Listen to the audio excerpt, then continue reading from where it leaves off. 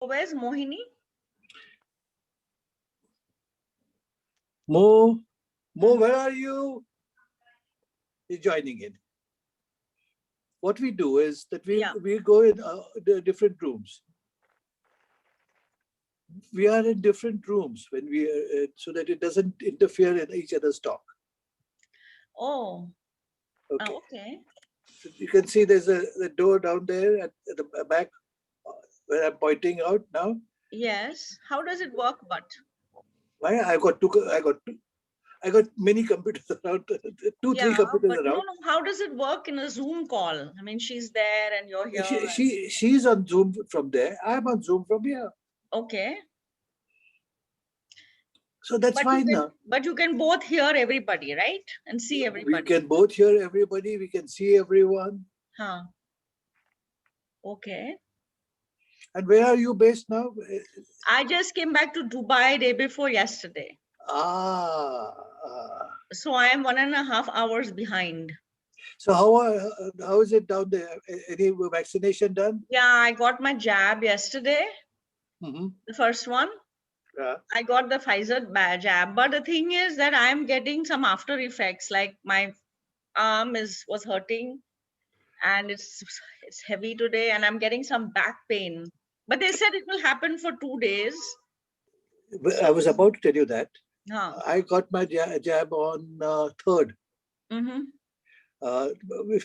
We fixed it on the second or third. We fixed it, and we went there.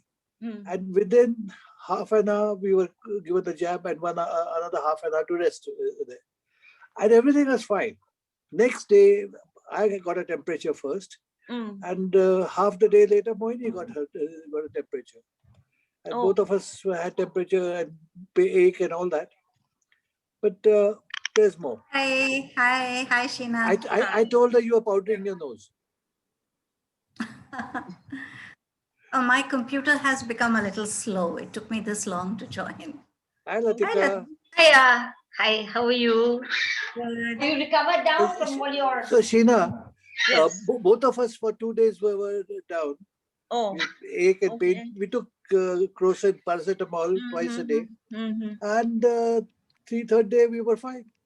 Okay, so it's just a matter of 2 days. Okay, now let me ask everybody, when you people went to get your shot, after having got it... Did you get a chocolate?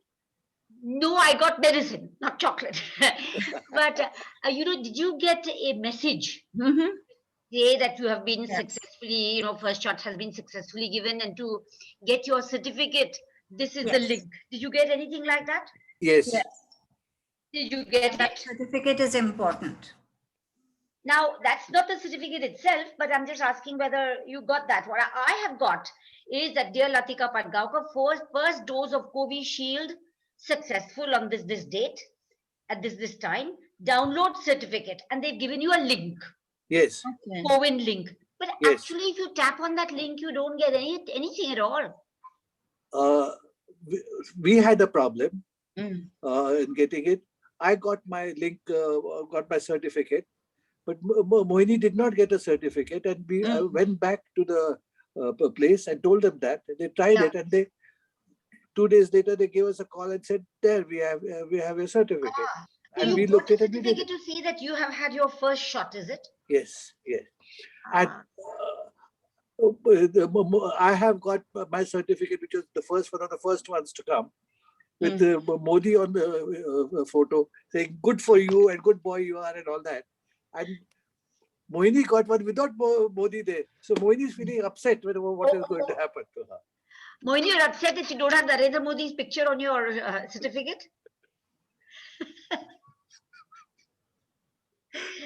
Oh, well, I need to go back to the place where I got the shot and ask them. Give them a call. Give them a call. They're very helpful.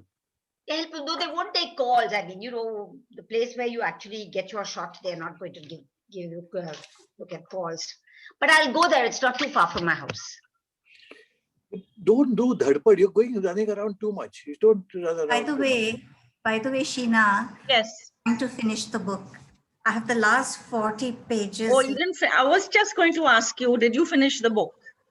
Not quite. All the words. Speed reading. Now I'm speed reading. Now You liked it now? You like it or you still don't like it? No, it did improve. You're right. That was a patch that sort of stagnated.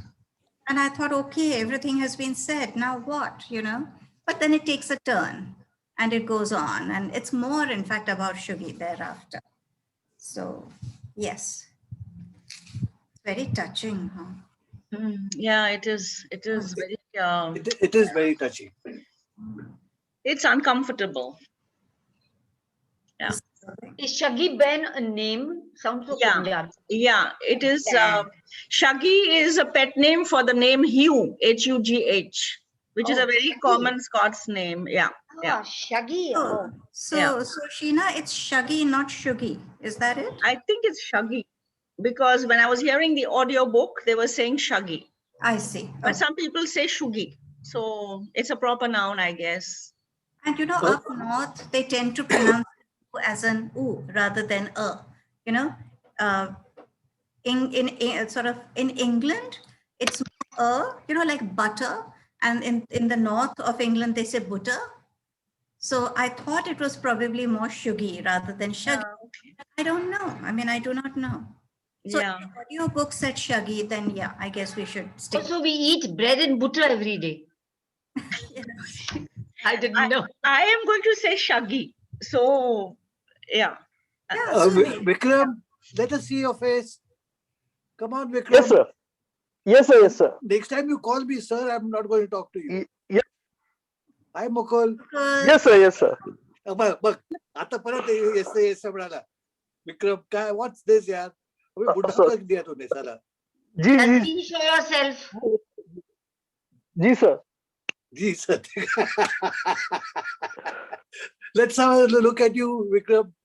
9 participants. And Kaveri, where are you?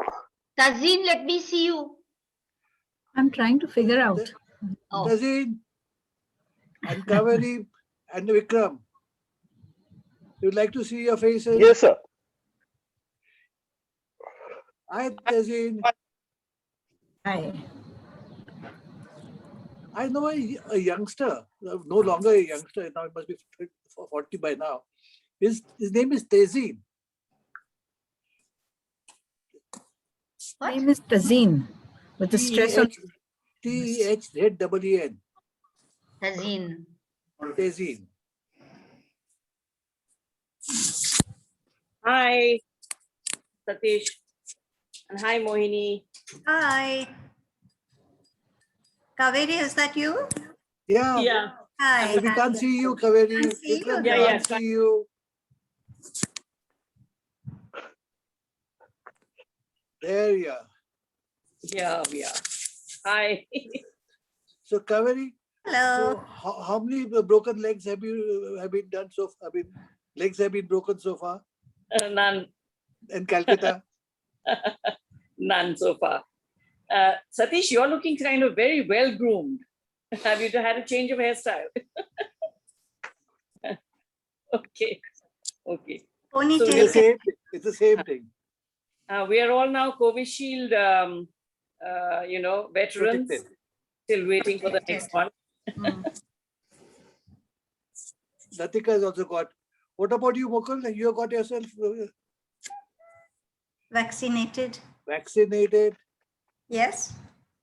And Vikram, have you got yourself vaccinated? Yes, sir. Not yet, sir. Not yet. Not yet, sir. Okay. And what about you, Tazeen? Yeah, done. I'm glad.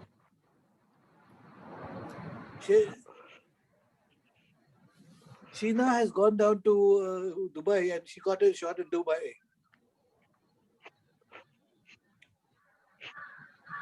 We can't hear you, Mukul. Switch it on. Your mic is off. I met John Sampson when in the queue for getting my vaccination. So I said, how come you're here, John? You're a doctor.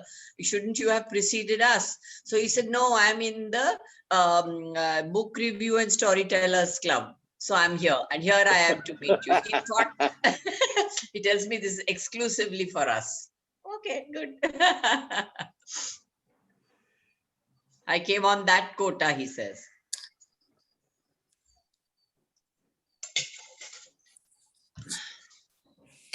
Some more people are coming in. Sony, how are you? Where's Sony? She's coming in. There's Sony. Hi, Sony. How are you? Hi. Hi. All right. All good. Hi, Sony. Sony, I have a request. You know, the review that you sent somehow isn't opening. Satish sent it to me. I couldn't open it, but I forwarded it hoping that Tushar would be able to open it, but he can't either. So would you please resend it? I will try. I will see if I have saved it. I'll have a look. Yeah, just sort of resend it to me. Huh? Hi, Thank Ginny. Hello. Good morning. Hi, Virginia. Now, it's what time is it now? It's summertime. It's 9 o'clock. I've been meeting you at 8 o'clock, and I'm so happy I meet you at 9 Yes. o'clock now. Much Great. more comfortable. So, have you got yourself vaccinated? Yes, yes. Oh, so practically everyone down here today are vaccinated. Both the shots or just one shot, Virginia? 2 shots, the Moderna vaccine. Was it drive-in for you? Just drive in and get the shot? No, I live in New York City. I don't drive anymore. I walk and I take transportation. It's very nice. New York is a city of walking. Yes. Walk a lot. Because some people I know have taken their shots by just driving their car into the space where they're. I know, I've read about that. I think it's absolutely wonderful. It's all very efficient. It goes so fast. There are all these people waiting to tell you where to move next. It's sort of like a theater performance. But you know, we had the same experience in India. It was also clean, quick, comfortable, very efficient and free. And of course, so we were very happy with the way it happened to us. I think other people have had the same experience. You have 2 shots also? No, not 2, only 1 so far, but still it was very well done. Yes. We got 1 shot, and 4 weeks later we get the 2nd shot. Yeah, okay. It's really amazing, isn't it? You guys have got Pfizer. We have something else. We got COVID. We have AstraZeneca. AstraZeneca, yeah. No, it's made a huge difference. I've been able to meet friends. We're 2 weeks after we're vaccinated. We older people can meet, and we can an outdoor cafe and take off our masks.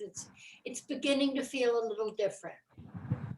Great, that's good. Which vaccine did you take? Which vaccine? The Moderna. Moderna. Okay. Yeah, so we didn't have a choice. You just went in and they told you what you get. Neither did we have a choice. We have just had that Covishield, which is that AstraZeneca one. Okay, it is 6:30. 1 minute, Indu is coming in. Indu? Anil, can you hear me? Hi, good evening. Good evening. Anil, I want something from you. Yeah. I would like you to write a review of today's presentation. You. I've got classes the whole week. Kind, I no don't have the excuse. time. No excuse. Indu, see that Anil writes. You are a teacher. I'm not. You are a teacher. You can Okay, tell him to I'll write. see what I can do.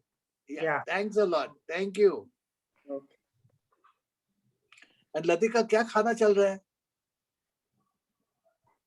चल रहा है कुछ न कुछ. Laddu Biding my time. Now it's summer. So I have beside me, I have this, guess what it is? Iced tea. No. Banana. What? What will you drink in it's not Delhi? banana. What will you drink in North India? Jaljeera. Jaljeera. That's what it is. I love the stuff. And Mukul, I'll start with my gin and tonic now. Other day I couldn't have it, but I think it's time to have a gin and tonic. Oh, you're ready to have it already? What already? Already 10 days have passed. You said 2 weeks. 10 Don't days take is it more now. than sufficient. 10 days is more than No. sufficient. Don't rush into it. You said 2 weeks. Actually, look at that. 11 days. Look at that. You're bullying me. Aur kya? Hi, Rita. How are you? Haven't Hi, seen you I'm for quite some fine. time. Yes. Where's your daughter? Your daughter used to be coming in regularly. Yeah, she's in Kuwait now, and Okay. just with the twins about 2 years back. So she's with Okay. them, and she's even while looking after the children, she has written a beautiful book again, and that Great. is Saddam Hussein's 19th province, like when he attacked Kuwait, when Yeah. Saddam attacked Kuwait, and there's like quite a few documentaries and everything on the internet. But the comprehensive book, I think this is the only one in the world where she's talked about the invasion, where she talked about Desert Storm. She talks about the expat community, impact on expat community, impact on Kuwaitis and also Westerners and everybody. And this book is now, we are planning to get it published and sending it to publishing houses now.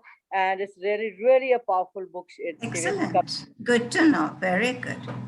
Very I thought good. of Great. wearing my these sunglasses because I have some infection in my eye. Oh, I thought you would become a film star or something. yeah, I thought this was the glam look, Oh, not at all. It's some energy in my eye. The eyelids are swollen, so I didn't want to miss it. So I'm wearing these. Okay. Mo, I think we should. So Sony has already sent the review. Okay, excellent. Okay, now we got a house to say. Okay, Mo, take over. Right. Okay. Farouk, So 1 minute. Farouk, are you recording? Yeah, I think you're recording. Yes, you're recording. Okay, Mo, take over. I think go? review close up. all right. So everyone, welcome to one more session of the book club. I'm happy to say that we have a first-time presenter, Sheena Shahani. She is joining us from Dubai, and she is going to discuss this book, the Booker Prize winner of this year. So Shuggie, yeah, we were just talking about whether it's Shuggie or Shuggie, and she tells me it's Shuggie because that's what the audiobook uses, that pronunciation. So Shuggie Bain, Douglas Stuart, about a mother who is addicted to alcohol and how the children manage that situation. Very moving book. And I'm really looking forward to what Sheena has to say about it. So Sheena, I think all yours now. But 1 minute before you comes to us Vikram, Latika, Ginny, please shut off your audio. Yeah. That's it. Sheena comes to us from a background of journalism and HR. And as she says, she's very fond of reading. And so we're looking forward to her interpretation of this book. Sheena, over to you. Thank you, Mohini. I am going to be borrowing from some of the notes that I have made. So I'll be looking at the screen and looking a little to the right. So please excuse me. Everybody can hear me? Yes. Hello, everyone. Good evening, good morning, Virginia, and good afternoon, Sony, and good evening to everybody else. This is my debut session as a presenter to your group. Thanks, Mohini, for the opportunity. I do not have a PowerPoint or slides prepared, so I will just give an outline of the way I propose to do this today. I will adopt a loose format based on how a book discussion is conducted in 2 of the book clubs in Dubai that I'm a member of. So what they do is, first the presenter or host does an overview of the novel, a very short overview, Mohini, and not 30 minutes as you suggested. I have timed mine for about 10 minutes because after that it will be very boring for everybody. So first I will do an overview, presuming that the majority have finished it. I will speak for 10 minutes and try to be as non-spoilerish as I can. But okay, but Sheena, I'd just like to say this, like I did tell you that it doesn't happen that everyone has read the book, you know, we find it can't happen. So be a little generous with your, you know, with your descriptions of what happens in the book. Sure. Okay. So give them about 20 minutes to 30 minutes is what we look for. Then. Yeah, but okay. So the way it's the way I was doing it is that I will talk about 10 or 12 minutes. Okay, I will speak a little slowly. And then since it's not a whodunit, there aren't those kind of spoilers. Mohini, as you say, it's not about the what, it's about the how you get to it, right? At the end. So I will talk about the book. And then after my recap, what we do is we ask for the assenters and the dissenters. We have a lot of people saying why they like the book, why they didn't like the book, and what did they not like, what did they like. Did you like the book? Which character did you like the best? Which character did you like the least? And things like that, if that's okay. Since there are so many of us, I will select some names at random, or if you would like to speak, please raise your hands. Then finally, after we have heard about the pros and cons and why you loved or hated the book, then we will have the question-centric session.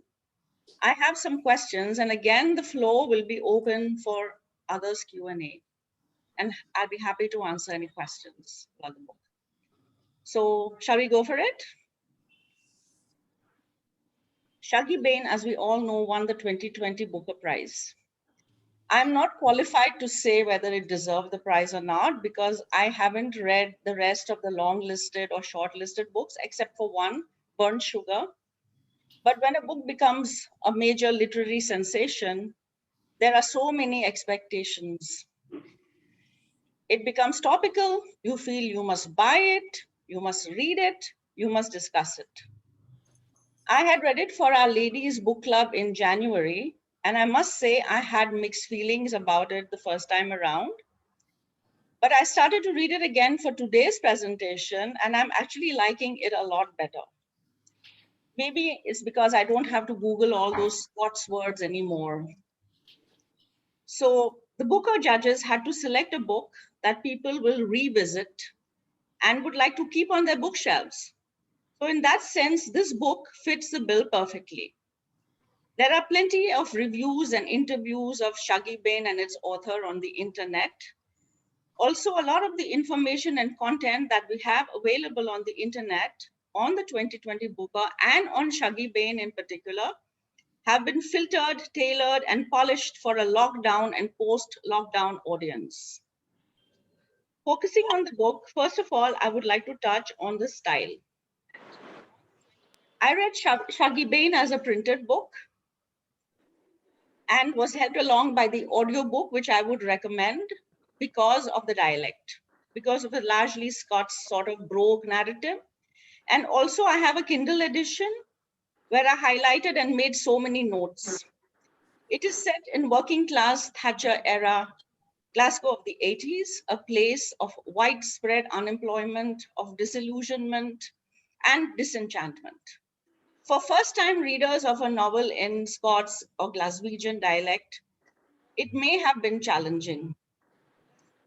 The two very famous covers of this book are both gray and brown, very dull, and they set the tone of what is inside the book, a mostly dull gray and brown landscape. Like a Shakespearean play, it is in 5 acts. It starts with 1992, when the titular Shuggie is 16 years old. So there is hope as he's fighting against the odds and is aspirational. We do not know as yet what tragedy he has gone through. He's working at a deli and educating himself in patches because he can't afford it. And he wants a career in hairdressing. And we get the impression that he's being manipulated by the adults around him. It then flashes back to 1981, which is the second act, when he's 5 years old, and follows him as a 6-year-old in 1982 and a 13-year-old in 1989, and then goes back to the future, ending in 1992, where Shuggie is walking with a friend and is optimistic about the future. But for me, there seemed to be a disconnect in the 1992 of the beginning and the 1992 of the end. The only link being that Shuggie buys some discounted tins in the beginning, discounted salmon tins in the beginning, which he gives to his friend. for her homeless alcoholic mother. Also, I found many D's in this book as I was reading it. It is, first of all, it's written by Douglas Stuart. It is overly descriptive. It drags in parts. It is dark, drab, dreary, depressing, distressing, dismal milieu. It's a world full of drunks, drivers, and desperados. It's a world of poverty and the dole. You have some characters doing the dirt on others. It depicts a life of downcast and outcast dregs of an industrial Scots town in the 80s. You seem to think that everyone in that mining township wants to bring everyone down, and there seems to be no human goodness or kindness there, except for the odd shopkeeper here or a nurse there. There are some disturbing and distressing scenes, such as when Shuggie is molested by an older boy in the playground. But Stuart has portrayed the characters in a very dramatic and dynamic way, fleshed them out very nicely. They are certainly multidimensional, but seem caricatured at times. Especially the women cameos were very interesting, like Big Nan Flanagan, Joni Micklewhite, Ginty McClinchy, and Colleen McAvaney. Small town, larger than life people.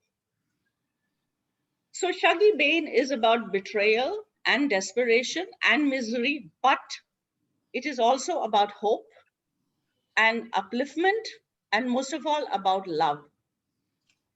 Okay, the story in a nutshell. Agnes Campbell marries Brendan McGowan.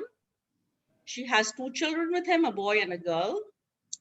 She then divorces him because she wants much more in life. She wants more excitement and adventure. She settles for a taxi driver, and she has Shuggie with this taxi driver.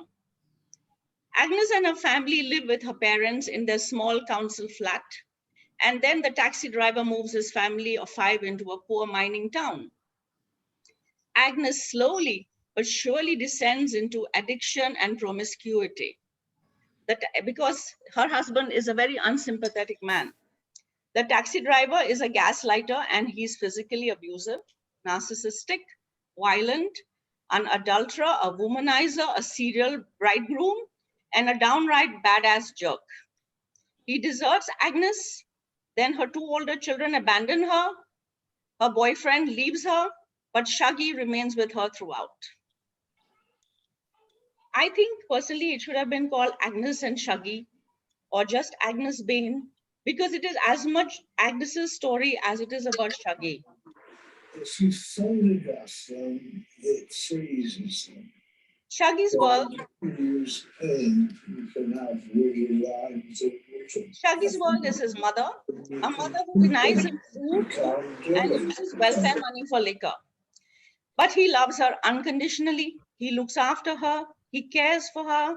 There is a part which is so touching where she pukes on the bed and he cleans her and he holds her head up so that she does not choke on her own vomit. Shuggie is a lovable and loving kid, and I totally root for him. And Agnes is a likable mother when she is sober. You feel sorry for her and you pity her, and yet you feel angry with her and you want to shake her up for not picking herself up when she has the opportunities to do so. I've read somewhere that this is not a strictly autobiographical novel, but it is inspired by Stuart's own experiences of having an alcoholic mother who died when he was 16. And as a gay boy growing up in Glasgow, he was much bullied in school. He also has 2 siblings, a brother and a sister. Like Burnt Sugar, the earlier book we discussed, Stuart took a long time to write this one. He started writing it in 2008 by jotting down his memories of his mother and his life, with no intention of publishing it. It also touches upon the religious division between Catholic and Protestant in a clever and subtle way. Agnes first marries a Catholic, divorces him, and then marries a Protestant, that's Shuggie's father. The 2 Glasgow football clubs are the Rangers, whose supporters are Protestant, while Celtic fans support the Catholic Church. There is a comic scene early on when Shuggie's father, the taxi driver, riles and works up his passenger a very drunk Protestant old man into a lather by hiding his Masonic ring and pretending to be a Catholic and a Celtic supporter. The book abounds in a lot of comic scenes, and you smile a lot when you read this book, and you weep also when you read this book. What makes this book a winner are the characters, the setting, and the narrative. They are very solid, very convincing, and give you a feel about the era. It is both heartbreaking and heartwarming at the same time. I was very thankful and grateful after reading this book that I did not grow up having an alcoholic parent or parents. However, I feel that it is a tad long and repetitive in parts and could have been tightened by good editing. I have given it a 4 out of 5-star rating. And that's the end of my small talk. I hope I have summed it up satisfactorily. Yeah, I would go. Okay. Stuart has said that no, this is not anecdotal at all. Not a word of it is true. It is all written. It is all written truth. So it is written truth, but it is not really true. So he has taken exposure to what was the problem with the Duncan mother and reflecting it in the Duncan mother here also. He is gay, and so is Shuggie also gay. So there is this kind of a touch to that. In fact, he openly says, my husband did not like it or something like that, told me to rewrite it somewhere or the other is said. Again, he's the youngest child, and in the book also, Shuggie is also the youngest child. So there's this pattern that comes through all the time. So it is said that your first novel tends to be anecdotal, autobiographical, and maybe anecdotal, not anecdotal, autobiographical it is. And I think that's how it has become. But he's taken a very, very long time to do it. Now he's in his 40s, and he started writing when he was 20 or 22. So it's quite a long time there. Well, I guess, like you said, he hadn't really written for publication. I mean, he just probably wrote, I don't know, maybe it was therapeutic for him to put it down, and sort of reflect and know that he has come out of that scenario. Possibly it might have been therapeutic. I mean, who knows? I don't know whether he said anything about it, but clearly there's a lot of autobiographical material there, right? Sheena, I haven't finished the book. As you know, I was trying, but yeah, I have about 38 pages left. I would agree with your rating of 4 stars. I would, probably give a similar rating myself. Can I just say what I liked very much about the book? The first thing that you notice is the dialect. So I think he brings that working class Glasgow of that era very much to life.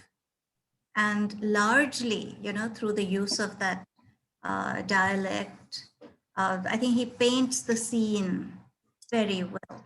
And of course, there are hardly any colors in that scene. It's all shades of gray.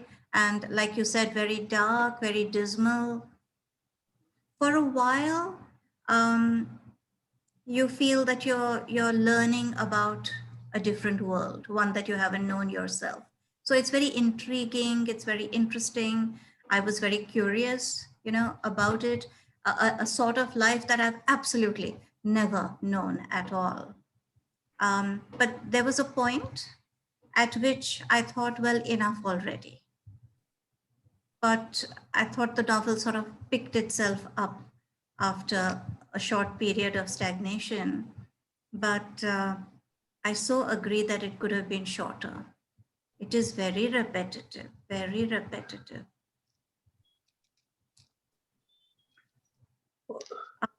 I'm Also, wondering if There was something very more. Do you know, the book has been dedicated to Elizabeth Taylor, who thinks she does, but knows nothing about the cruelties of love. And isn't that something to do that with Elizabeth Taylor? I think there was something mentioned about it. What do you say to that, Sheena? I think that his mother was very beautiful, Agnes. And then she removes her teeth. She gets dentures. And then she has this Elizabeth Taylor smile after that, perfect teeth. Maybe that's the reference there. Okay. Well, novel, I mean, several times we are told that, you know, that comparison with Elizabeth Taylor comes up. And we're constantly told how good looking she is, that her looks don't belong in this kind of setting. And however bad things may be, she is always very well groomed. She is very spick and span. The house is always so beautifully done. And the neighbors also comment on that, you know, that how she manages her house so well. The other households apparently are very shoddy. The housekeeping in the other homes leaves a lot to be desired, but she is particular. We see her vacuuming and, you know, so on and so forth. She was hell-bent on keeping up appearances. To what cost? We all saw. I think, well, did Stuart's mother commit suicide? Don't know. I should have checked that out. But she died when he was about 16 or so. Yeah. Yeah. I like that, you know, that one phrase that I like there. When she laughed, he danced harder. The happier she looked, the harder he wanted to spin that flail. Agnes threw her head back in peals of laughter, and the sadness was gone from her eyes. I think that's beautiful. That's a very pretty, beautiful saying, that there was something there I needed to make her happy. And Shuggie, whatever you call him, worked very hard to do that. And he was happy to see her happy. And that was his thing. I think it's a very, very, I haven't read it, I'll start reading it now. But I think it's a very, very moving story completely. To the extent to which this little boy, you know, tries to look after his mother, protect her, it's very moving, really. And that a kid should be in that situation where he has to do it. He's the only one. I mean, the older children, I think, cut loose rather early. And although each one tries somewhat, but none of them try the way Shuggie does. He really hangs in there. He really makes an effort. Did anybody not like the book? No, I don't think anyone has read it really, because has anyone? Let's ask. Yes, Latika. No, I just have a question. I have not read the book, but I have a question based on what Sheena has said, which is that would you say that this book, even as it is about characters, about marriage, about family relationship, mother-son relationship, basically characters, does it also paint a convincing social picture? Or is it only a story about character? No, it does paint the social milieu that existed then. About how bitchy everyone was. That's what I said in my talk, that you always have these pockets of kindness, but they were missing in this book. Everybody just wanted to bring the other person down. It was only a grocery keeper who felt sorry for Shuggie because he didn't get food, so he'd slip him a bar of chocolate or something. But everybody was, mean-spirited. Where is your ray of hope in this depressing story? You said there's hope also. Where is it? Yeah, there's hope for Shuggie, and the way he wants to, he's just come out of this. You see, when the book opens, he's just lost his mother some months before. And he's still very optimistic about life. He still wants to cut his hair, cut people's hair. He wants to become a hairdresser. He's not had a proper schooling, but he's, working at a deli, and he's saving some money, and he wants to improve himself. And that's the hope that's there. And the hope that there is this kind of unconditional love that children have for their parents despite everything, you know? But this is a book which is set in the 80s, isn't it? Yes. 1980s. And Yes. even then, a person like Shuggie couldn't complete his school education. Because he was very poor. It's steeped in poverty. His mother was on welfare. You'll have to read the book. You'll enjoy it. But not only because he was poor, but because he stayed home on when his mother was in bad condition to look after her. Therefore, he missed school. There were days when his mother asked him to stay home because she wanted him to run errands. You know, the days that the dole was given out, correct, would send him, you know, to get it. To get it. At And times he would he would fake say, her "But signature. And he yes, would he'd learned to fake her signature. And the story always was that his mother was not well, therefore, and so on. So he didn't go to school because A, his mother wanted him to do other things, or he wanted to look after her. But I would say the hope aspect, Sheena and Latika, I just wanted to address that. You said, how come hope? Because it all seems so hopeless. But I think the ultimate hope comes because in spite of this terrible home situation, the children do manage to emerge out of it and make their own lives. They're not ruined by it. You know, they could easily have been destroyed. There is one point when Shuggie drinks one of his mother's cans of beer, right? And he's hungry. His mother isn't cooking for him at school. Now at school, they're supposed to get a free lunch, and that is a hot lunch. So in fact, one day when he comes home and tells his mother he's hungry. Now I'm sure all mothers here have heard that, you know, their children coming home from school and saying, "Hungry, mama." And I'm sure we have never disappointed our children and told them there's no food. But she tells him that you're lucky you get a hot meal at school, don't you? Which she doesn't get. But the older boys have been bullying him because he looks like a fag and so on. And they have been taking away his lunch coupons. So he hasn't been getting any lunch, hot or otherwise. Now, when you realize that, you know, that there's no food at home, there's no food at school for different reasons, and he drinks his mother's beer. I mean, at that point, Sheena, I have to say, I was terrified at that point. I thought, oh my God, I mean, if this kid now gets addicted to lager, and you know, there's usually booze in the house, if there's no food, if this kid now starts drinking that stuff, what will happen? Well, thank heavens that is not the case. You know, that would be an even worse scenario than already exists in the book. And in spite of being different, in spite of being taunted, mocked, made fun of, and all that, nevertheless, he has some kind of aspiration. He wants to be a hairdresser. Well, that's good. His spirit, you know, his spirit still, he has retained his spirit. He hasn't lost it. He hasn't been destroyed. I have a question. Between Hugh Bain, Agnes's second husband, and Eugene, the boyfriend, who do you think is a bigger douchebag who let her down? Because, both did. Yeah. Who is Both the bigger did. one? Sorry? I said both did. Both, but who more? I don't rate it like that at all. I mean, hard to put it like that. But Eugene, I mean, I can't blame Eugene for dumping her. No, but he led her back into alcoholism. She became dry. I know. And Okay, then folks, she went I into mean, that relapse. Yes. Sheena, just open this to the forum, please. Now, everyone knows that Agnes is an alcoholic.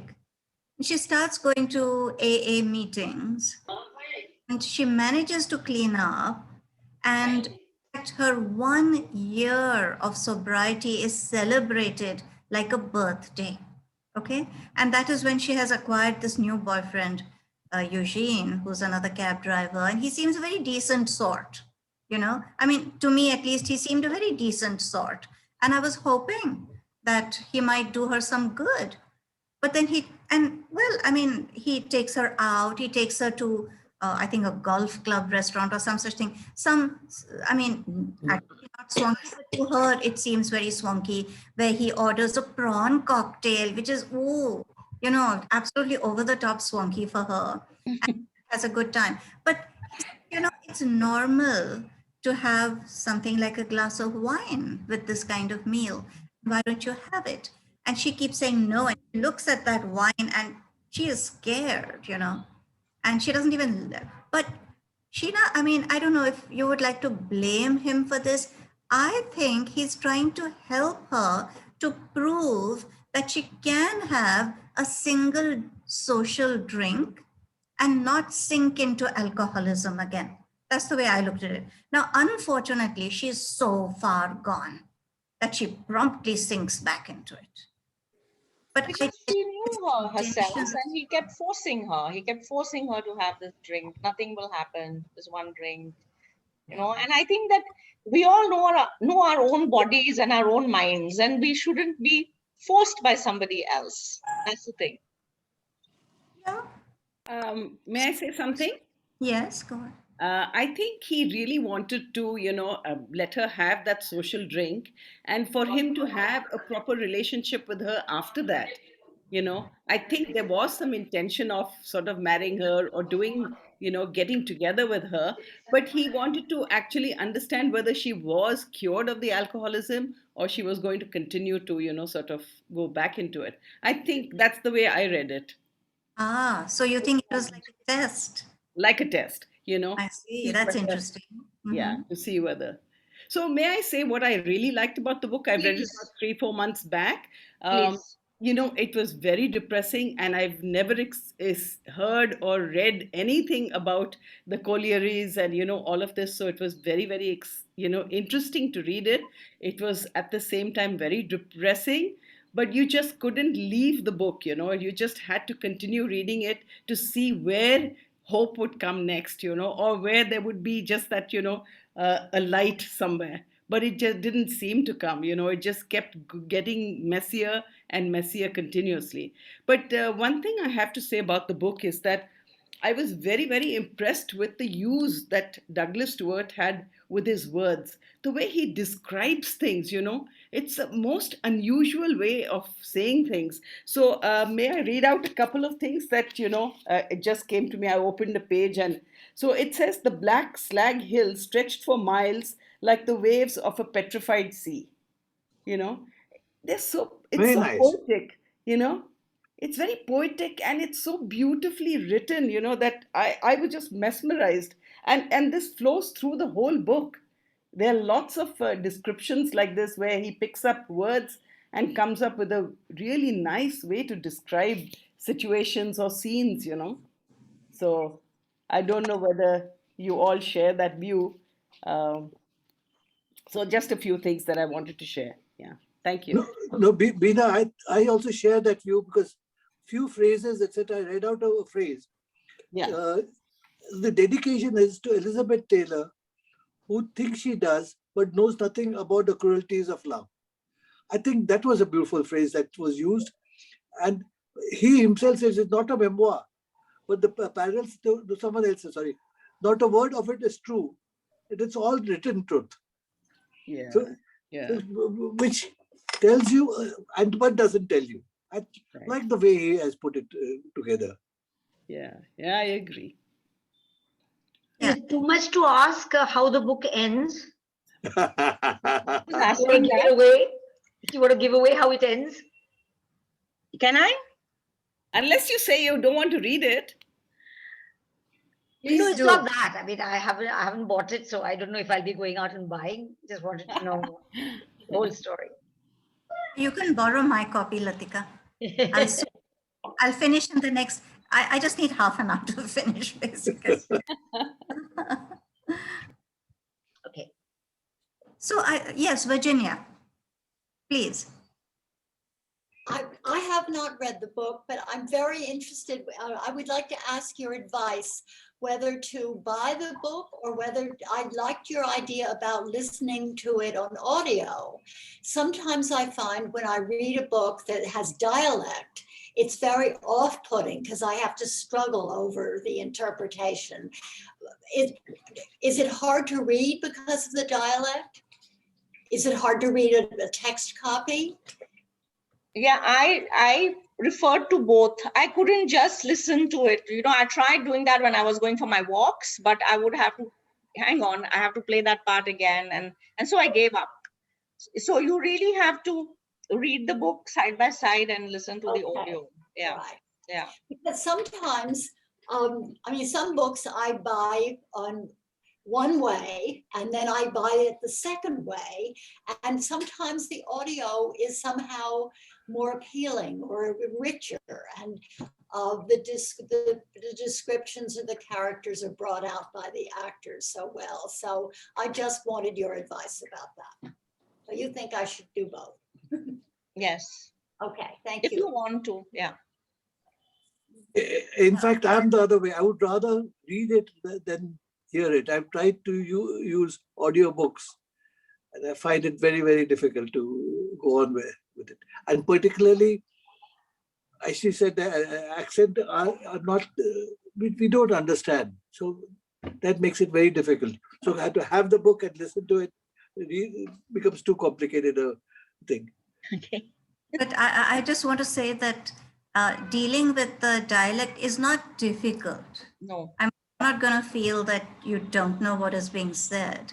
You will absolutely get it. But it would be certainly interesting to hear it spoken in the way they actually speak it. You know, those Glaswegians. What exactly, is their intonation doing it? That would be interesting. I did not have such a challenge in reading this book because I had read a book before this book called Buddha Da. Has anybody read that book by Anne Donovan? So that's No. also set in Glasgow. That's a very happy and funny book. It's not like this. And it's really written also written in the dialect, also set in Glasgow, but it's about this guy who's a Catholic and he suddenly comes home one day and he tells his wife he's become a Buddhist. So from now on, no pubs, no non-veg, no sex, nothing. So, and it starts from there. So you guys must really read that book. It is hilarious. And because I had read it, this was easier. Yeah. I didn't hear the audio book. It's not available for Buddha Da. So it was just the book. Yeah. I just wondered, Sheena, if you'd like to comment on that Catholic and Protestant divide and the prejudices and attitudes of each to the other. Yeah, well, I didn't do too much of research on that, but it's not as bad as it is in Ireland. But it was quite surprising that the football clubs are Catholic and Protestant, and these Rangers and Celtic are the two main clubs. And apparently, I was wondering what the Masonic ring has to do with it, because this guy apparently is a Freemason, the driver, the taxi driver. So apparently, the Protestant club, all the referees are Freemasons. Oh. Yeah. So what he did, So what he did was he turned the signet the other way so that that guy didn't see it, and he was just teasing him because he's driving in the night and he liked to pick up different passengers. And this old man got into his cab and he prevented the girl from coming into the cab. So maybe he was upset and he just wanted to rile him up. So that's what I thought. But what you talked about football, it was so in India also. Yeah. There were 3 clubs in Calcutta. One was for the Bengal residents of Western Bengal. The other was from the Eastern Bengal, that was East Bengal, Mohun Bagan, this side, East Bengal, and Mohammedan Sporting. So these were the 3 teams that used to be there. And there used to be a friend of mine who's now talking there, football fan, wanted to go there. And he went on there. And he didn't know. So he said, clap for some good move. And he got beaten up because it turned out to be, it was on the wrong side of the divider there. The stadium. And football does play a major role in this book because Shuggie is following the scores and things like that because Eugene puts him on this path. So yeah, so it keeps propping up in the book. Well, I think reminded me of James Joyce and what he talks about, you know, the divide between the Catholics and Protestants. There, as you said, it's much more sort of stringent, you know, the divide. But I was surprised to find that it exists in Scotland as well. Yeah. I didn't know that. It was news to me. So I have another question. What did you think about the support that was available for Agnes's alcohol dependency? Do you think there would be better help for her now in today's age? I imagine so. Yeah. Definitely. Definitely. Would anyone like to weigh in there? Yeah. I haven't a clue about what is in England as such. Sorry? England, I mean, Britain is a social welfare state, but I suppose Margaret Thatcher reduced that, right? She reduced all support. No, but I don't know about support for fighting against alcoholism. I haven't a clue. No, because today you have, you know, you don't just go to a physical AA meeting. You have WhatsApp help, you have Skype help, you have a bulletin board, you have Facebook, you have email, you have a lot of things, you have chat.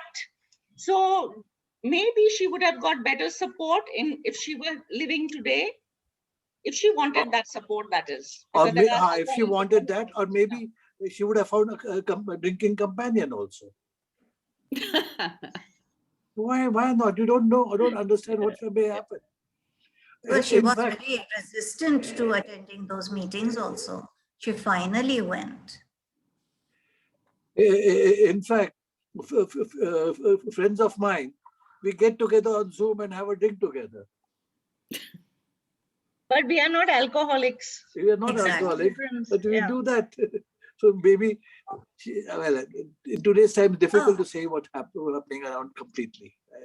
By the way, Sheena, I just wanted to, now, towards the end, you know, when she's fed up of living in this miners' colony and fed up of the nastiness of the neighbors and all that, and she decides to make a move, and they make a move, right? They go to Glasgow. I wasn't clear about how she managed this. Where did the money come from? I mean, we are told that she was counting coupons, but coupons can hardly build up enough of an amount. I think she sold some of her personal, she had some little knickknacks and maybe she got some inheritance from her parents. That's what I thought. Because they were living in a council flat, so she didn't inherit that, but I'm sure that she inherited something from, both her parents died, right? Within weeks of each other. So that's what I think. Yeah. Okay. Because that's when I started my speed reading. So I thought but you know, there are some loose ends in this book, and this is one loose end. There is another loose end. What did you think that Billy did with the baby that Lizzie had when he was in the God. war? Yeah. That was terrible. The baby. He said, "What baby?" Oh my God. How horrible is that? Mo, what is it? Just can you repeat it, Mo? Yeah, Sheena, please just tell them about it. This most horrible. Absolutely. Okay. So when this happened, when Agnes was an adult, she was told this story. She wasn't told this story when she was young. So her mother tells, I think her mother tells her this before she dies, right? So she tells her that when in the World War II, I think, when Willie, the husband, that's Agnes's father, went to the war and they thought he isn't coming back because a lot of people never came back. So she had an affair with the grocer or the gardener or somebody, right? The grocer. The grocer. And she had a baby boy. And then one fine day, Willie comes back from the war. And then he looks at the baby and he takes the baby and God knows what he did with the baby. Some people said he may have left it on the church doorstep. But after that, I thought maybe Agnes will launch a search for this brother of hers and find out, because that's what happens when you introduce a storyline like that, then you can't leave it like that. but he just abandons that line. Yeah. I mean, I can totally understand that she thought maybe her husband would not come back from the war. Besides, if you remember, the grocer is sort of paying her for these sexual favors by giving her, stuff from the shop. And she says that she didn't want to tell her husband immediately, but her family had eaten very well because of this grocer. It was not the case with everyone else in her situation during the war, but because she had this this sexual liaison with this grocer, her family was well fed. And the husband comes back, he looks at the baby, he ignores it. It's like a day or two, I think. And then he says, he puts the baby in the stroller and off he goes with it. And he comes back without it. And when Lizzie asks, where's the baby? He says, what baby? What baby? And that's You don't think he returned the baby to the grocer? Well, but the point is that Douglas Stuart does not tell us. He doesn't take that to any kind of conclusion. Yeah, there was an explanation for that, I believe. Yeah. And how can Lizzie also just let it go? How can she originally the book was 900 pages and he pared it down to half of the size. So I think that part of the baby just got lost with the bathwater. Very careless of the writer. Not of the husband coming back. Of the editor. Yeah. Editor. Okay. Yeah. So I have another question. Shuggie has two older siblings, Caroline, Catherine, and Alexander Leake. And they eventually escape their dysfunctional mother. How do you feel about them leaving this young Shuggie to care for her? Do you think was it their responsibility to protect him? Or were they right to only save themselves? Let me put it this way. Yeah. I think the boy, I've forgotten his name. Leak. He tried even when he was pushed away. He tried. The girl, she was a teenager herself when she married and went off. She was trying to find some life for herself. When the mother can't help her, I think very valid a point that she could take it and run away. She saved herself. She saved herself. But the boy tried to work. I don't know what further happened. He tried to help her as much as possible, but she didn't. And he's the one who's so angry with Eugene for getting his mother to drink again. He's the one who organizes the party to celebrate her 1 year of being free. Actually, before this party, and like a couple of times you see him being very angry with his mother, so upset. But before that, you don't see him doing much. In fact, he's so escaping. He goes away. He has this secret place where he disappears to. And his mother sort of knows, but can't be bothered really to care to find out what's happening. I mean, she's too deep. He got frustrated and angry because he gave up his seat in the art college for the family. Yes. Yeah, and that frustration, that's what I think. Yeah. Can't blame him. I don't. But there is something at the end of the book where he gives Shuggie money for taxi and he does a few things. So I don't know whether he actually financially helped the family a bit, but stayed out. That's a possibility. I think he was looking out for him. Yeah, I think so. Yeah, there was a hint somewhere that he was looking out for him. That's right. In fact, that's where I've got to. I've got to that place where Shuggie gets into the cab and he doesn't have money and he says, my brother will pay. So I don't know what happens after that. I presume he does pay. But then does he sort of take Shuggie under his wing? Does he look after him? No, he doesn't. He doesn't. No, I think when they move back when they move to that flat, then they are pretty much on their own. Yeah. When they move to town, to Glasgow. Yeah. Yes, Mukul, you wanted to say something? Yeah, I want to ask, I mean, as I can see, very few have read the book and the conversation seems to be among 3 or 4 people. Never mind that. I still haven't understood, in spite of this book's prize-winning ability or whatever, why I should read the book. Because everything seems so sordid, so morbid. Why do you think I should pick up a book like this? You know, I mean, I don't want a happy book. Prize, I guess. No. Yes, that's why. In spite of that, I mean, I would, if you hadn't told us about it, I'd say, okay, this has won the Booker Prize. But now that I've heard about it, why would you still recommend it? I'm not so sure. Well, it has a lot of pros. You did mention them, and I think Bina also mentioned a couple of them. I don't know, somehow they didn't seem to me to be enough to... Quite well written.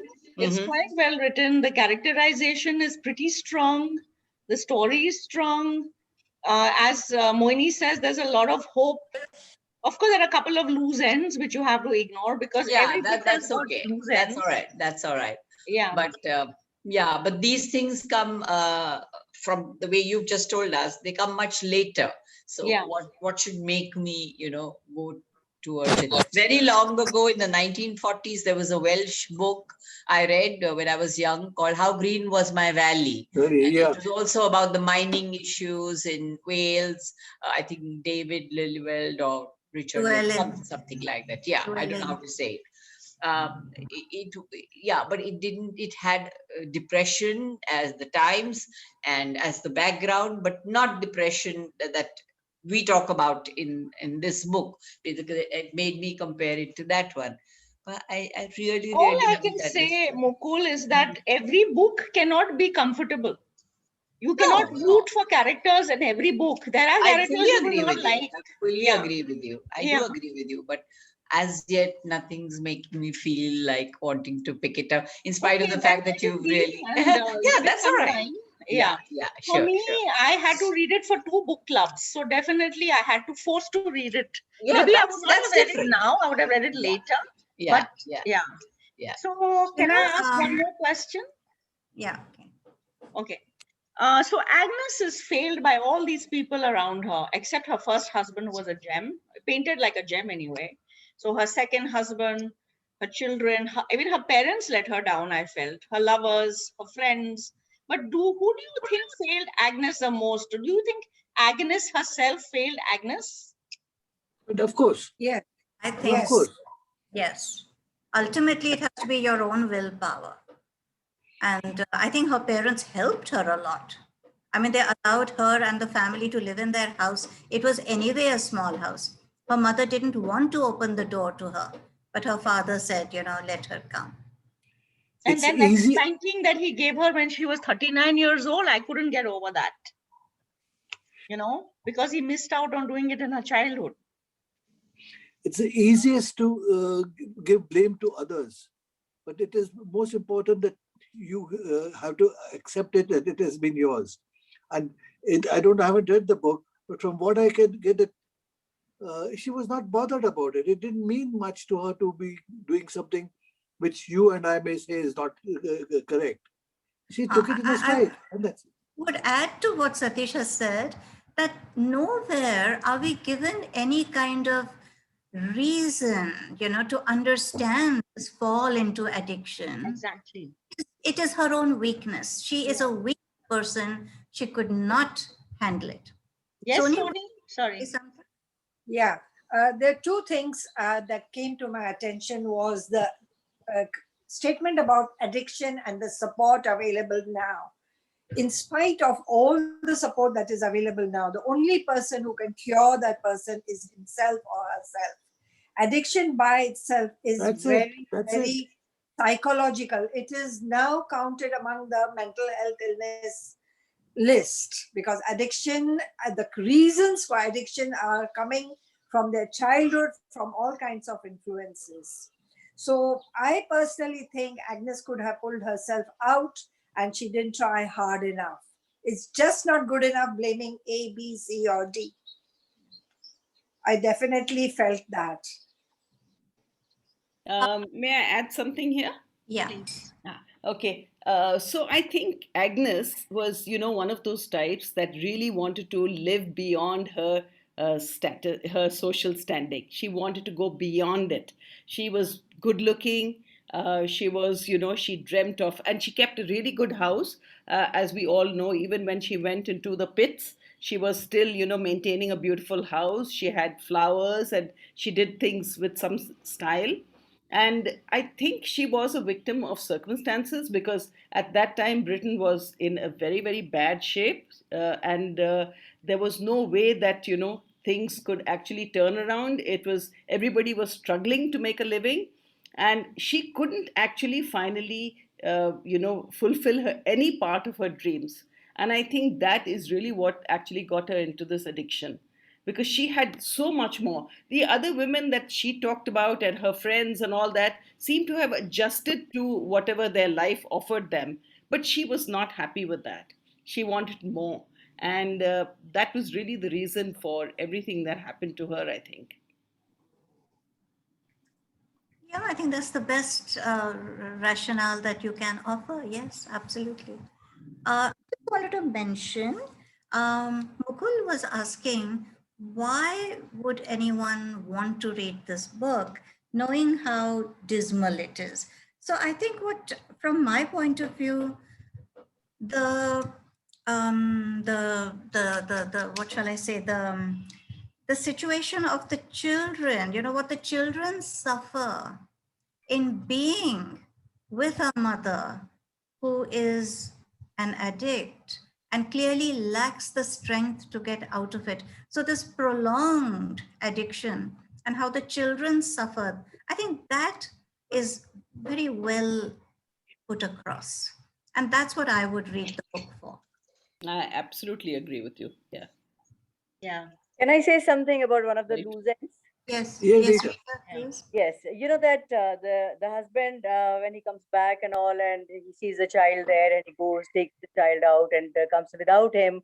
I don't think it's a loose end for me, because it shows. It doesn't say where he left the child. Left him in the orphanage or with the doorstep of the church or anywhere for that matter. The idea is that he didn't accept the child. He didn't want the child to be a part of the family, and he separated the child from the mother. That's a big thing, because whatever it is, she is her child, and she was in love with the child, but he was ruthless enough to separate the child from the mother because he just won't accept the child. So that doesn't matter where he left the child. The idea is that he is not accepting the child to be a part of the family. Yes, but what about the mother? How could she be? I mean, I understand that the father didn't care for this other man's child and didn't want him there, but how did the mother just let it go? Exactly. Maybe she never talks talks about it again. And she would make a choice between the husband or the baby. So she made a choice. So again, it points to the miserable condition of things that this woman decides, okay, let it go. My goodness, it's quite ghastly to have. I think Soni wants to say something. Yes, Soni. I would be motivated to read this book for the simple reason it's a massive tearjerker. Yes. I almost make it on par with an old movie, Mother India. It makes you cry so much that you are sort of motivated and inspired to better your conditions. And the conditions around you may not improve, but you better yourself to rise above the conditions. I found it very inspirational, even though I haven't read the book, but whatever I've heard about that book, I would be motivated to read this book. Thank you. There is that book by Jerry Pinto, M and the Big Whom. Yeah. Jerry Pinto, huh? So he writes about living with his mother, who was, Satish, what was wrong with her? This is not dyslexia, it is... No. Schizophrenic. Schizophrenic, that's right. A schizophrenic mother. And that is a beautifully written book, because in spite of describing all the suffering that the children and the husband went through, he manages to inject humor. And, so the support, the tremendous support that the family tried to give her comes through. So, I mean, another sort of family coping with one person's problem, but written in an entirely different way. It reminded me of that book. Yeah, certainly what you're saying, yes. I have one more question for Beena, talking about Agnes. Why was Agnes so obsessed with keeping up appearances in that neighborhood when it alienated her? And even when her handbag was full of special brew cans, whom was she trying to fool here? I think it's the whole thing is her own personal situation, and I think she just wanted to, like I said earlier, she wanted to rise above everything else, and the pretenses that she was doing was actually for herself, and which is why I think to be so miserable trying to keep up appearances to yourself. Even you're fooling yourself. So I think that really is the reason why she took to drink so much. And we know that for a fact, because right through the book, we know how she danced well, she did everything well. She was one of those and she looked good. She had her dentures put in because she had to look good, and she did a whole lot of things just to sort of be perfect as she possibly could, and to rise above her station. And I think that was really her downfall, that she couldn't accept the whole situation. And she kept going for these wrong people, I mean, every partner that she got was not suitable for her. But I don't think she had a choice, or she didn't, sort of expose herself to a situation that could be better. So that's why I think that she was, in a sense, a victim of circumstances. She just couldn't find the right person. And some people are like that, I mean, if they are miserable inside, they will go out and find miserable partners to be with. Yeah, misery attracts company, as they say. But I think very importantly, Beena, the point you made, that the times were such, the circumstances, the economic downturn, all that made it very difficult, to rise above the station that you found yourself in. Now, her first husband, Brendan, I think he's called, he was in a way a model husband. When all the guys went drinking at the pub, he would come home and give her the check. Yes, hand over his salary to his wife. I mean, in very down to earth, practical terms, no woman could hope for anything better. But he just wasn't exciting enough. She wanted than that. He was dull, and so she left him. I think she felt she deserved better. Image of herself was something better than what she was getting. There was a very sad part in this book when Brendan McGowan did not give up. He still tried to get her back. But when she changed the names of Catherine and Leek to Bain, they were not Bains. Then he knew that this is the last, what is the last nail in the coffin kind of thing. Yeah, and then he went and found his own life with another wife and things like that.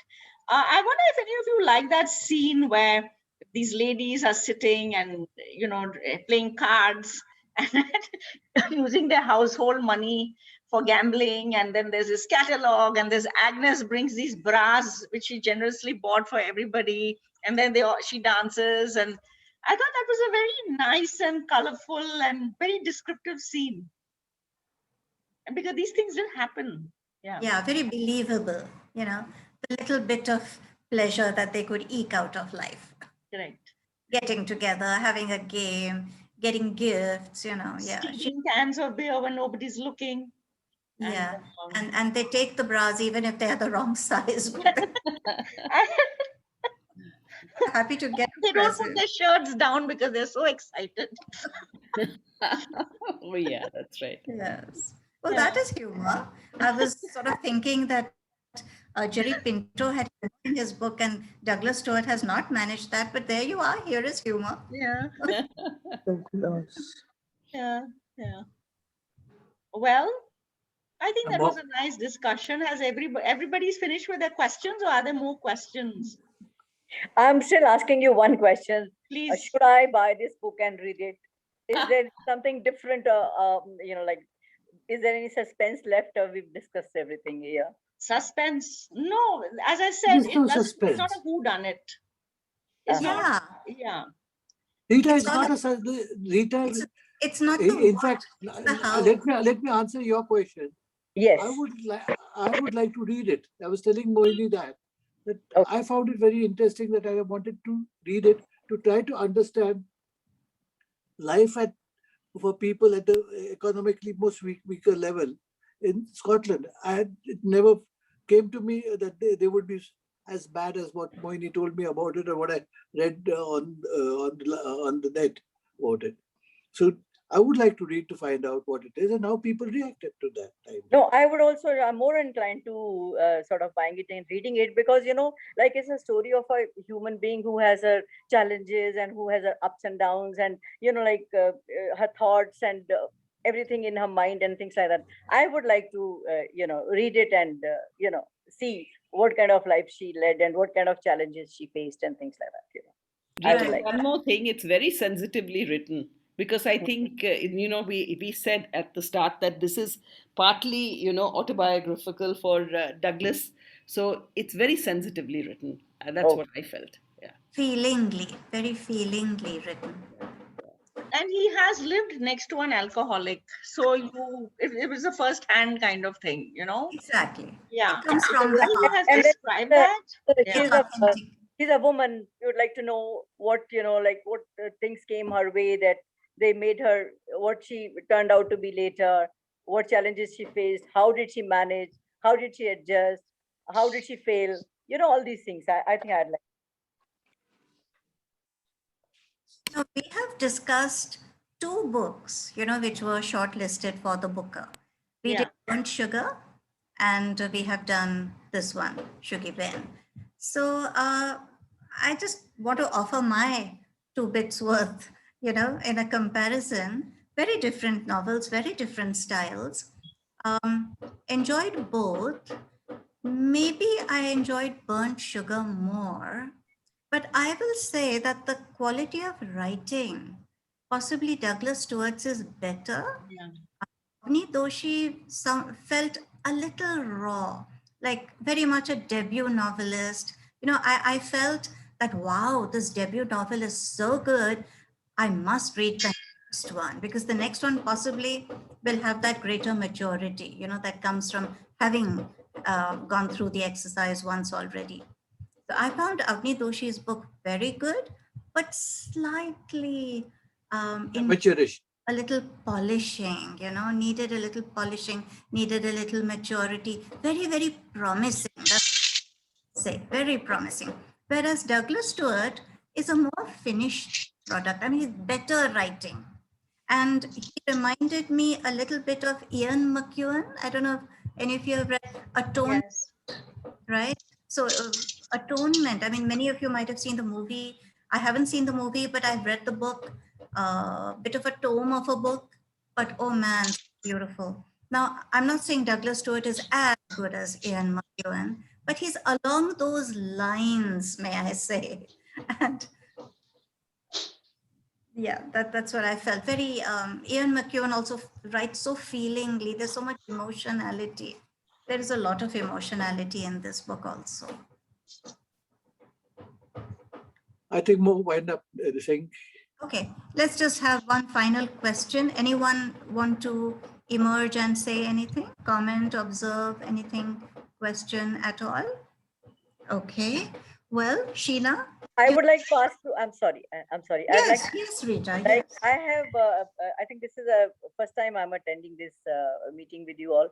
Like, how do you go about it? Do you read a book and come and discuss, or how does it go? Okay, so, you know, when we formulated our book club, which is like 18, 19 years ago, we found was that there are a lot of people out there who want to read, but are not able to read as much as they'd like to. And they would to find out, they'd like to know about books. Yes, yes. I'm one of them. I would like yeah, to so have all the time, but I don't know which one, because sometimes I start a book and I find it dull and I leave it halfway. So I would like to know about good books and then read them. So we felt that for the people that were coming, that the modus operandi worked well, that we present a book, you know, we tell them about. So we're not insisting, we're not taking it for granted that they will come armed with knowledge of the book. All All we right. ask a sense of curiosity, interest, wanting to know. That's it. And we're happy, to talk about the book. And as you saw today, also people who have not read the book were able to join the discussion. Absolutely. So that's the whole thing. So you find out about a book and you're able to talk about it, join the discussion. It is food for thought. And we have found that it works very well, and so we're continuing. We do not demand that you read the book and come. Okay. So you choose the book, you discuss that. And of course, I'm very curious to Yeah, read it's both of not them just now. that we choose, meaning we all choose. So we constantly ask for suggestions. And what usually happens is that somebody volunteers. They say, I have read such and such book and I'd like to do it. Oh, And that's so we're happy to have that. Sometimes we suggest also, we suggest a book. I mean, anyone can suggest. Whoever comes across a book mentions it. When we had physical meetings, this used to happen more. That before the discussion began, people would use those few minutes to say, hey, I read this, or I heard of that. And then maybe someone would say, oh, that sounds interesting, I'll do it, So that it's a mutual suggestion from anyone and everyone, and someone takes it up. That's So nice. that- It's going to be very helpful for me. I'm join every time you have it next time. So Rita, very happy to have you, and I'll be really happy if you would like to present a book, anything that has spoken to you. Like Sheena said, that this book has spoken to her. And someone the other day wrote to me saying, can I do, oh Sheena, that was you. You were talking about a Murakami book. 1Q84. Yeah. Yes. So now see, Sheena, I asked her whether she would do this book. She agreed. And then she said that there's another book by Murakami that she has loved and it has spoken to her and she would like to do it. So absolutely. What is the name of that? Please tell me. I would like to read it. Pardon? What is the name of that book? I would like to read that Sheena? one. 1Q84. 1Q84. Okay. Instead of 1984, you remove the 9, 1Q84. 1Q84. Thank you. Yeah. Right. And but I must warn you, it's about 930 pages. I don't mind. Yeah. I don't. But I must warn you because it is in 3 parts. So, but it took me 2 months, but I absolutely enjoyed the 2 months. Lovely, lovely. Yeah, and it's Murakami. So Murakami, many takes a loose while. ends.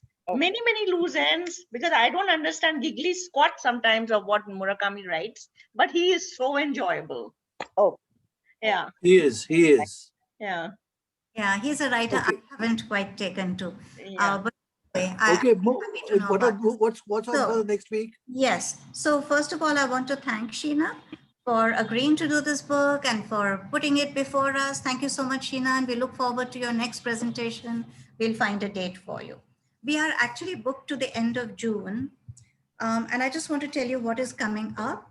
So next Sunday, that is the 21st of March, we have Manju Jedka talking about Sylvia Plath, the poet, Sylvia Plath. So she is going to choose a few of her poems, which she's going to tell me which ones she hasn't yet. As soon as she does, I will put it up on the group so that you can read them in advance. And she would also have them on the screen. And she'll also talk about the life of Sylvia Plath because it is such an interesting life. I mean, so I'm sure everyone will enjoy that. Then on the 28th of March, we have Indu Kulkarni doing Wuthering Heights by M. Bronte. Lovely. By the way, Rita, we do classics and contemporary, okay? Lovely. Yeah, and then we have Prashant Sinha doing Dostoevsky. So Brothers Karamazov. Now that is a difficult book to read. So, there are some of the books we do are books which we know are very difficult and that very few people are going to attempt to read them, but we think they are worth knowing. And spirit, we started a separate book club, in fact, called Between the Lines. The first thing I did was Paradise Lost, which, I thought nobody is going to sit and read Paradise Lost, but I want to talk about it. So Brothers Karamazov, I think, is one such book that very few are going to have the courage to read. I have read it. Great. Last year. I own it, but I haven't read it. Love it. Yeah. So, but I want to know about it for sure. So I was so happy when Prashant said he would like to put that up. and so on. So I have a calendar, which every now and then I put on WhatsApp and on the email. So all of you will know what is forthcoming through that calendar. Okay. And now you know the next 3 discussions that are coming up. So thank you, everyone. Thank you, everyone, for coming. Thank you. Very interesting. I loved it. So glad. So glad. Thank you. So are you on our WhatsApp group or are you on the email group? I'm on the email. I'm getting all your emails, but I've been extremely busy with the last 2 years. So now I will get back to it. Okay. All right. So look forward to seeing you next Sunday. Yes, for Sylvia. Bye, everybody. Bye-bye. Thank you. Bye. Bye-bye. All the best. Thank you. Thank you so much. Bye. Bye. Bye. Bye-bye, Aruna. Bye, everyone.